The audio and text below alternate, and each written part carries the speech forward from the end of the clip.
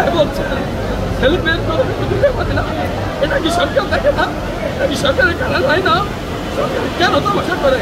16 বছর আওয়ামী লীগ সরকার বলছে এরা আমার বিএনপির শিক্ষক, আর যেটা বলতেছে আওয়ামী লীগ শিক্ষক। আমরা কি এদেশের কোনো মানুষ না, কোনো নাগরিক না? আপনাদেরকে থাকুল আবেদন, এখানে বিধায়ক অবস্থায় আছি, আমরা এখান থেকে পশুরা না নিয়ে কেউ যাবো না, এই প্রতিজ্ঞানে আমাদের এখানে থাকতে হবে। উপস্থিতি সরকার মহোদয় ইচ্ছা করলে করতে পারে 80 লক্ষ কর্মজীবীদের বেতন এবং তাদের সব কিছু দিচ্ছে, আমরা সামান্য 40,000 শিক্ষক আমাদের কেন বঞ্চিত করছে? এর পিছনে কোন শক্তি আছে? কে বাধা দিচ্ছে? আমার তো বোধগম্য হয় না। সবাই আমাদের ভাই সিগনেচার করছে, কিন্তু উপদেষ্টা মহোদয় কেন করছেন না? ওনাকে কে কান পড়া দিচ্ছে? ওনাকে প্রকাশ করতে হবে, নাই বলবেন আমি দিতে পারবো না। আমরা বারবার এই মঞ্চের শিখারে এই প্রেস ক্লাবের সামনে বিজয় উপস্থাপনা থাকবো না।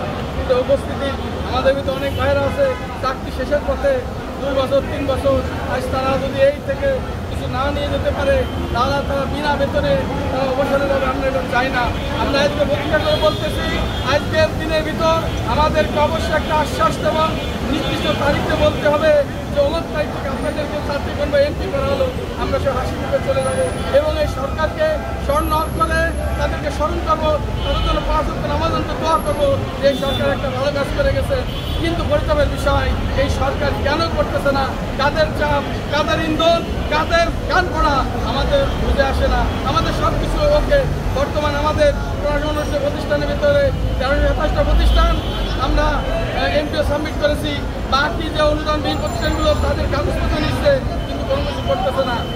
2013 সালে 26,000-এর উপরে স্কুল জাতীয়করণ করলো, আমাদের মাত্র 7 থেকে 8,000 স্কুল হবে। এই 40,000 শিক্ষক কেন করতেছে না?